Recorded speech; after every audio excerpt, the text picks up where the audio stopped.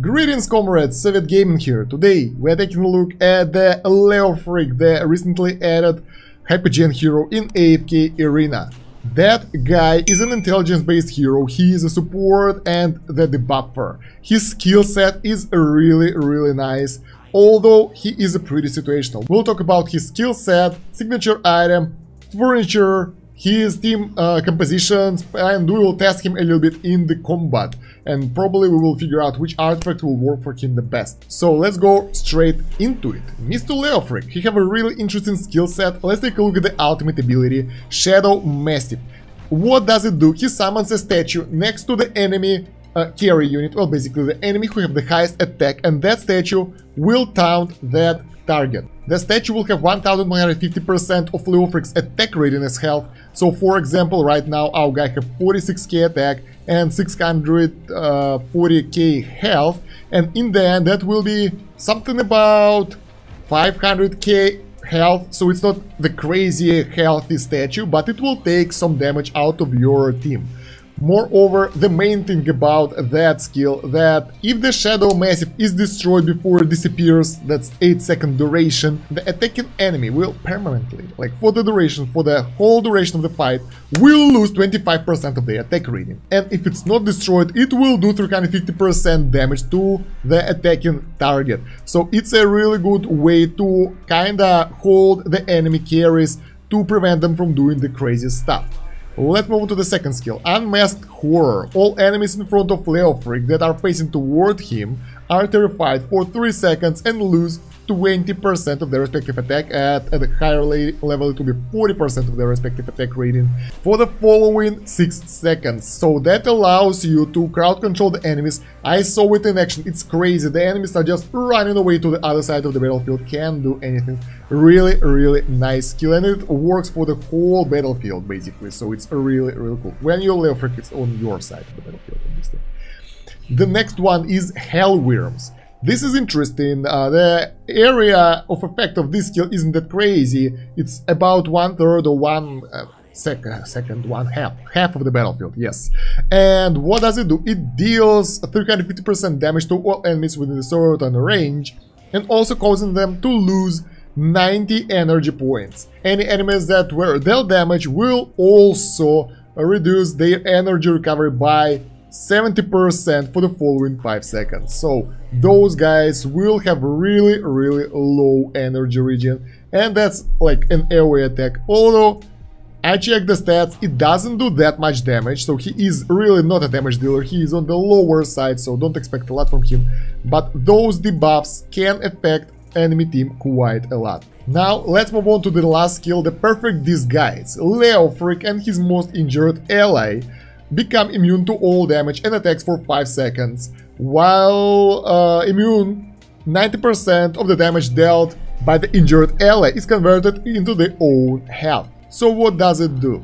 2 of your teammates become totally invincible, and the ally who got pulled in with the Leofric will get the crazy health regen, life leech if you wish, from his attacks. So if it's scary, it's really useful, and that will recover a lot of your health.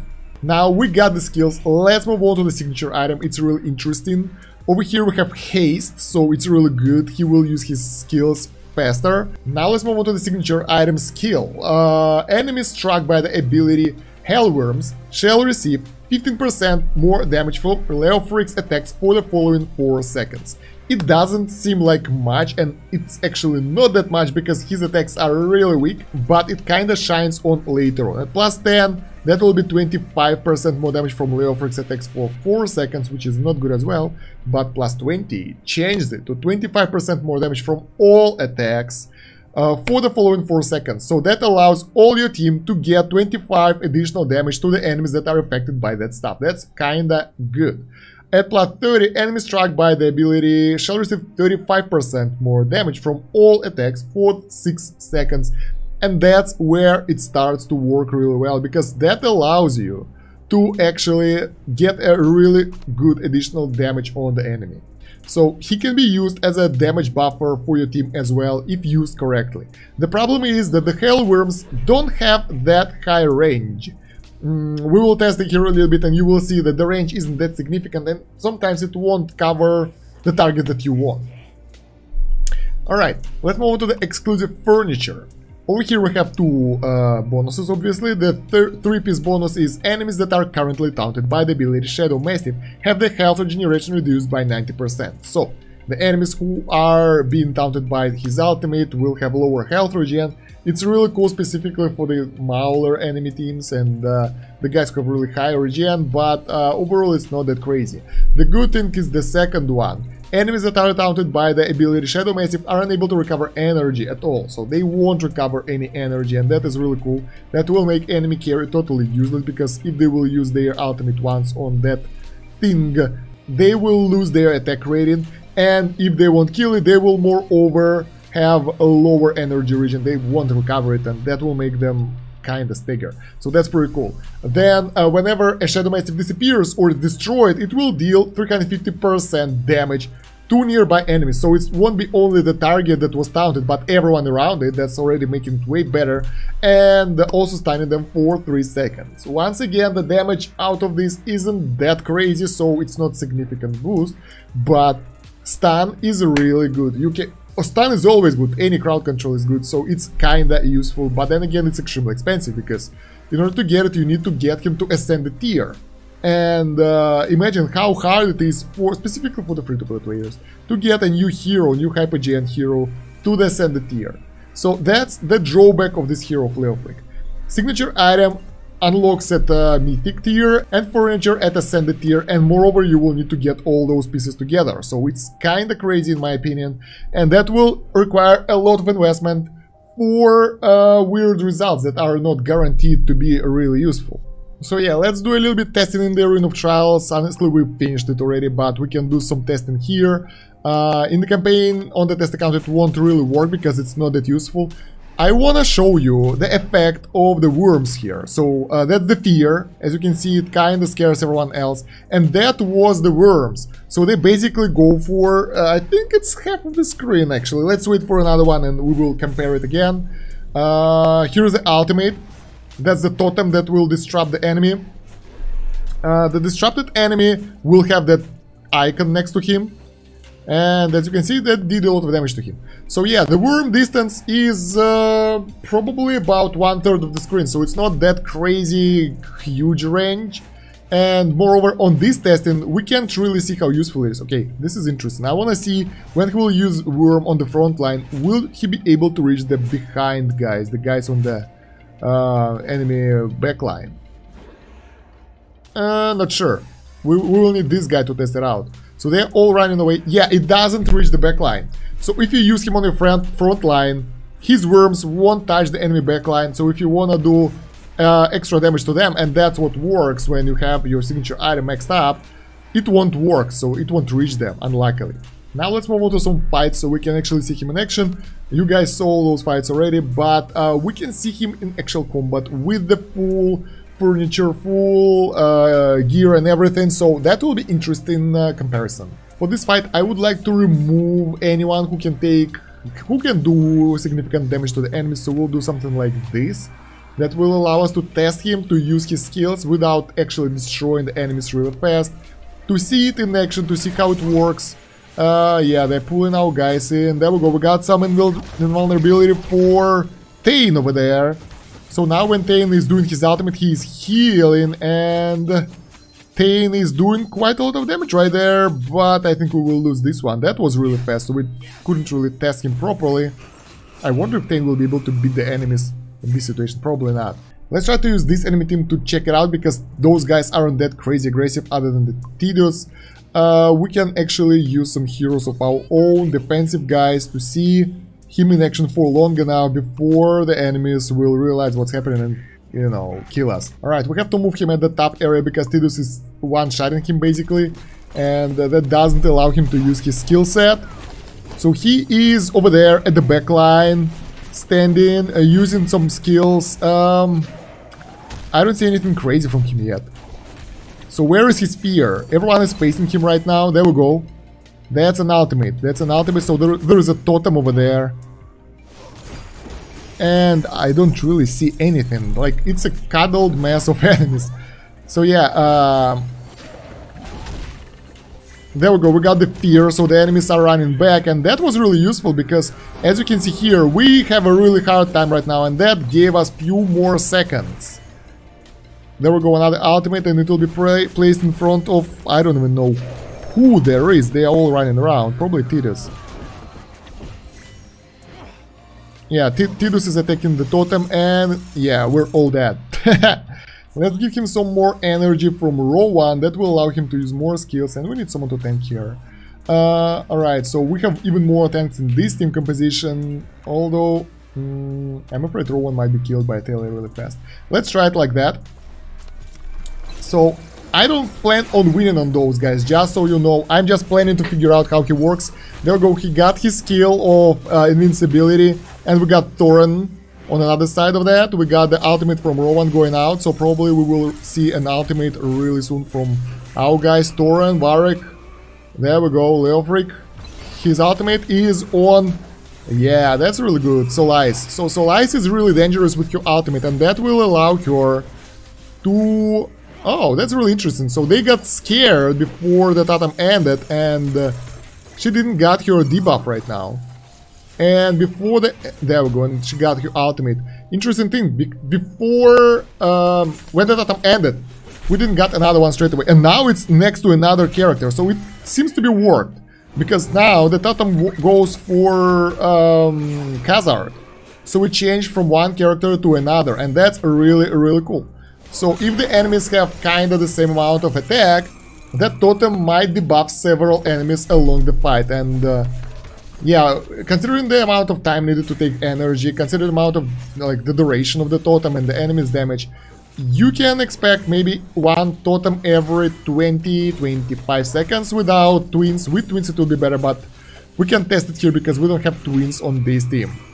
Actually, we are about to win this, I think. That's weird. So yeah, immune state actually allows him and the teammate to do all the attacks, so they are being in the immune state, but they actually do damage, and that's really cool. So they can be in the immune state but still do their stuff, and we actually won this. Surprising. Let's take a look at the stats. So in this fight he managed to do quite a good damage as well. That's curious because here we had way more heroes, and I think it was because he had the full furniture set.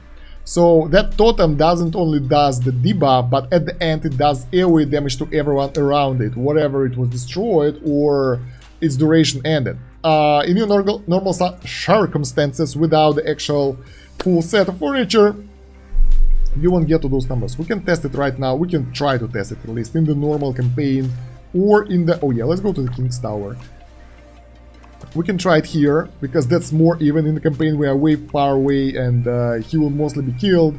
We will remove all those guys, we will use Leofric here. He is, for us, like the test, Leofric is like this, so he have no furniture whatsoever as far as I understand, no bonuses. He have plus 18 Kane, so I would like to see plus 20 here, but unluckily no. And he have some crappy gear, so he isn't that crazy. No bonuses from furniture, no anything. Alright, and we will use some defensive here. So I want to see him in action in the normal battlefield, and we have twins here, so we'll use those to see how often he can dish out his skills in, like, this team composition. What else should we add? Let's add Brutus for more protection, because those guys can do quite a lot of damage. Alright, so the fight is starting. The twins are taking insane damage from Sylvine already. That's quite horrible. I hope they will be able to release the ultimate. There we go, that's good. So we got haste right here. Rowan with his ultimate. We got the shields. Leofric, it's your turn. I don't actually see a lot of stuff. Come on. There we go. He got his ultimate, and it's being placed right next to our friend Gradual over here, as far as I understand. Yeah, he is the most powerful enemy right now. I think because he stole my power. I would prefer to put it next to that lady, Isabel over there. But we don't decide where to put it. I wonder if our tank team will be able to take out the enemies. Like, Leofric over here. We don't have any damage dealers in this team, so we will compare his damage right now with the rest of the normal guys who aren't supposed to do crazy damage and see if it's comparable, and after that we'll do another try, but we will instead include the carry like Belinda, or I don't want to include Ice, it would be unfair, we all know that. We can actually win this, I think. Isabelle is almost dead, we lost twins, but everybody else is alive. We got another ultimate, and this time it will be... where is it? Next to Isabella, yes. She's dead though. Alright, 27 seconds. I wonder if we'll make it in time. Let's make it faster right now. Ooh, 15 seconds. So intense. Sylvina is being killed, yes. And can we take out Arden in time? I think we can. 5 seconds. Come on, 4 seconds. No, we won't be able to do it in time. Oh, last second save. That was hilarious. Alright. That was hilarious. So let's take a look here. Brutus did 5 million damage, while this guy did only 3 million, and he is high rarity, so he have 1 star and this one have 5. No stars. And yeah, that kind of explains that without an full furniture set, he won't be able to do that much damage. Now let's go into the next one and put carry in, so we can see how it will work with an actual damage dealer in the team. So it will be this, and I will put my Belinda. I won't put anyone like Ainz, because obviously Ainz will be OP. We will use something normal here to compare, because I mean no one can compare to Ainz. I just hope that he won't be... Alright, he got into invincible mode. Belinda is taking a lot of damage. The enemies are afraid and scared right now, that's good. She killed 2 enemies already, kinda. Alright, another ultimate going out. Next to Brutus. We need to take out that gun shooter of the... There we go, that's good. Belinda is doing way better job at damage than our guy over there. Yeah, I think Leofric won't be anywhere close to Belinda here. Let's make it faster. We already saw what's happening, yes. And in the stats, yes, we can see that he is doing 1.5 million and Belinda did 7 million damage. So yeah, he's a little bit above the tank or support damage roll, but then again, he's the damage dealer, he's a support, so that explains. Now, over here I want to compare him with Mr. Ainz damage. That should be like night and day. If Ainz will release his ultimate before he will be killed, that will be an instant kill for the enemies, right? Leofric, Ainz, boom! There we go. And another one. Nice. You can see the difference straight away. Yes, Ainz did 12 million, so in the short fights where he can't use a lot of skills and dogs and everything, that will be non-significant damage. Even Rowan did more damage and the Lucius did more damage than him, so he needs a lot of time to dish out the damage, guys. What kind of artifact is good for this guy? Out of the normal ones, I would say Durascroll might be good for additional energy, so he can release his ultimate more often, or something that will make him more lively, vitality. I'm not... All of those aren't really good for him. So yeah, something that will make him more steady, because he is actually quite easy to kill. Even though that his ability to be invulnerable is there, it have a cooldown, and during that cooldown he is so easy to die.